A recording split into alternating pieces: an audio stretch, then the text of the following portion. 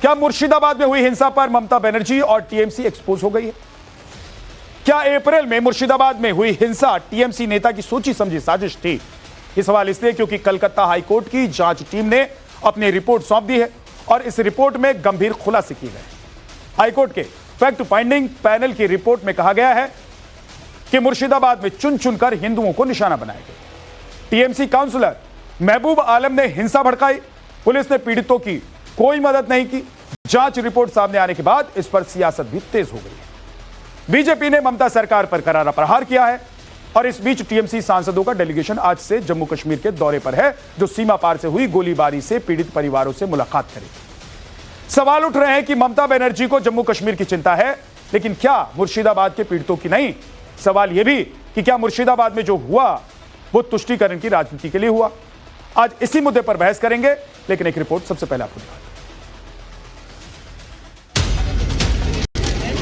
पश्चिम बंगाल के मुर्शिदाबाद में वक्फ कानून के विरोध के नाम पर अप्रैल में हुए सांप्रदायिक दंगों को लेकर अब चौंकाने वाला खुलासा हुआ है। दंगों को लेकर कलकत्ता हाईकोर्ट की तरफ से गठित जांच समिति ने गंभीर खुलासे किए हैं। इसमें कहा गया है कि हिंसा में सत्तारूढ़ तृणमूल कांग्रेस के स्थानीय नेता की भूमिका थी।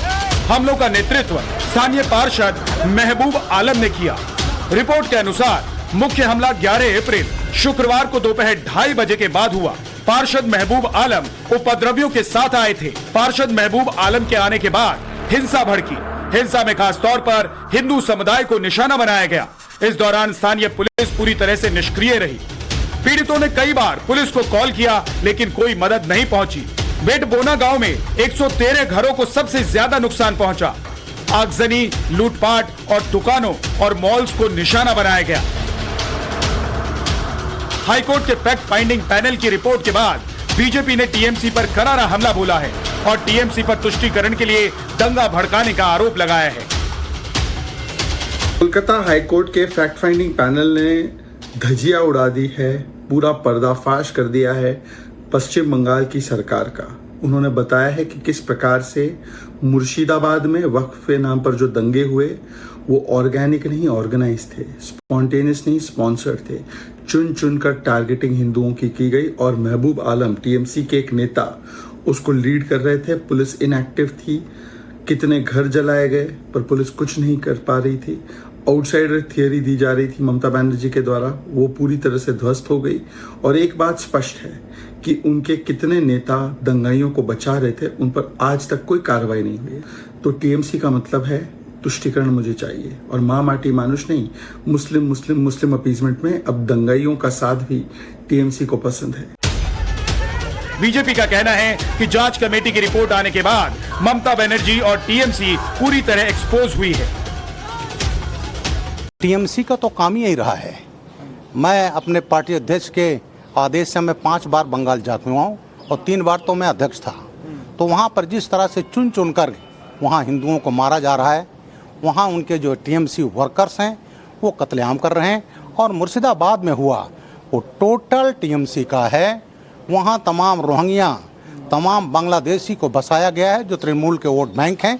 और ये बड़ा दुखद है कि ये घटना जो हुई जिसमें टीएमसी नेता ने कराया वो तो ऑब्वियस था। और मैं समझता हूँ अब टीएमसी एक्सपोज हुई है, ममता जी एक्सपोज हुई हैं। अब देखिए ममता जी का रिएक्शन क्या होता है। दरअसल 17 अप्रैल को हाईकोर्ट ने 3 सदस्यीय समिति का गठन किया था।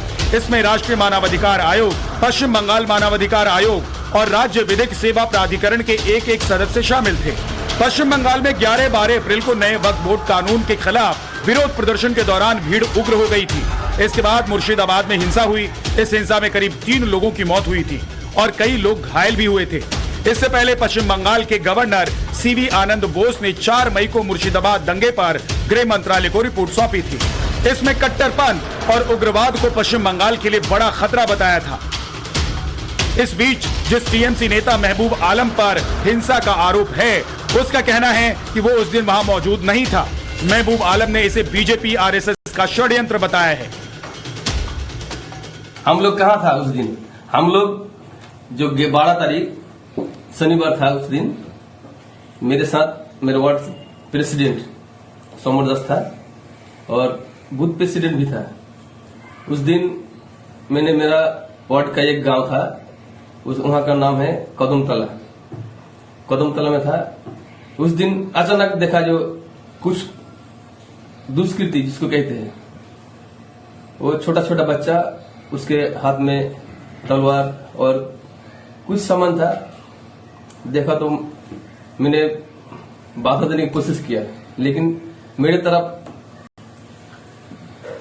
लगभग 50 से 100 लोग चला है। मेरा देखा तब जो हमको मारेंगे वो, तो हम वहाँ नादब पड़ा का एक लड़का, उसका नाम है जोसेफ नादब, उसके घर में घुस गए। तो हम बेदगुना कहा गया उस टाइम। हम तो लगभग 4 घंटा था उसके घर में। पुलिस को फोन किया, पुलिस के पास कोई रेस्पॉन्स भी नहीं मिला। तो हम नादबपाड़ा से बेदगुना कब गया। मुर्शिदाबाद हिंसा पर जांच रिपोर्ट के खुलासे के बीच ममता बनर्जी की पार्टी के 5 सांसदों का डेलीगेशन कश्मीर दौरे पर जा रहा है। टीएमसी के मुताबिक ममता बनर्जी के मार्गदर्शन में 5 सदस्यीय प्रतिनिधिमंडल श्रीनगर, पुंछ और राजौरी जाएगा। प्रतिनिधिमंडल में डेरेक ओब्रायन, नदीमुल हक, मानस रंजन, सागरिका घोष और ममता ठाकुर शामिल हैं। ये सभी 21 से 23 मई तक इलाके में रहेंगे और सीमा पार हमलों से प्रभावित लोगों के साथ एकजुटता जताएंगे। डेलीगेशन उन परिवारों से मिलकर दुख साझा करेगा जिन्होंने पाकिस्तानी हमले में अपने प्रियजनों को खो दिया है। टीएमसी सांसदों के कश्मीर दौरे को लेकर बीजेपी और वीएचपी ने सवाल उठाए हैं। वीएचपी प्रवक्ता विनोद बंसल ने ममता बनर्जी पर हमला बोला है और कहा है कि अच्छा होता ममता बनर्जी अपने सांसदों के डेलीगेशन को जम्मू कश्मीर भेजने से पहले मुर्शिदाबाद भेजती, जहां टीएमसी के इशारे पर ही हिंदुओं का नरसंहार और पलायन हुआ था। मुर्शिदाबाद हिंसा पर जांच रिपोर्ट आने के बाद टीएमसी एक्सपोज हो गई है। अब सवाल है कि क्या मुस्लिम तुष्टीकरण के लिए ममता के इशारे पर ही टीएमसी नेता ने दंगा कराया? अगर नहीं तो क्या अब ममता बनर्जी दंगा कराने वाले अपने नेता पर एक्शन लेंगी? Bureau report, times now, Navbharat. Report आने के बाद बीजेपी टीएमसी पर हमलावर है और इस वक्त सुधांशु त्रिवेदी क्या कह रहे हैं, जरा एक बार सुन लेते हैं। Hizaltala, Shulutala, Degree, they came masking up their faces. यानी ये भी बात साफ आई कि चेहरा छुपाकर लोग सुनियोजित ढंग से हिंसा करने के लिए आए थे। एक बात बहुत स्पष्ट हो गई है कि हिंसा का प्रकार चाहे कोई भी हो, राजनीति का प्रकार चाहे कोई भी हो, वार सिर्फ और सिर्फ हिंदू समुदाय के ऊपर है। अगर पहलगांव में चुन चुन कर हिंदुओं को मारा गया तो मुर्शिदाबाद में चुन चुन कर हिंदुओं के घर, मकान और लोगों को मारने का प्रयास किया गया। मुझे लगता है कि अब इसके बाद पश्चिम बंगाल सरकार के पास किसी प्रकार का मुंह नहीं रह गया है यह कहने का कि वहां पर हिंसा नहीं हुई थी। नंबर 2, अब बिल्कुल साफ है कि वहां हिंसा हुई, सुनियोजित हिंसा हुई, तृणमूल कांग्रेस के नेताओं के इशारे पर हिंसा हुई और बाकायदा धर्म और समुदाय देखकर हिंसा की गई। तो अब मैं पश्चिम बंगाल की मुख्यमंत्री ममता बनर्जी जी से पूछना चाहता हूं कि उनके ममतामयी हृदय में कब वह करुणा जागेगी कि वो अपने नेताओं पर कार्रवाई करेंगे।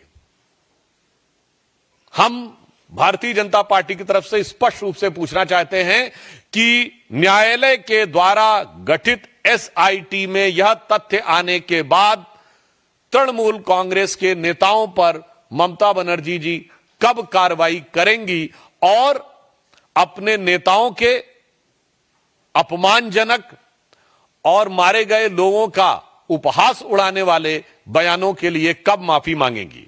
धन्यवाद। मित्रों, प्रश्न सादर आमंत्रित है। सबसे पहले प्रज्ञा।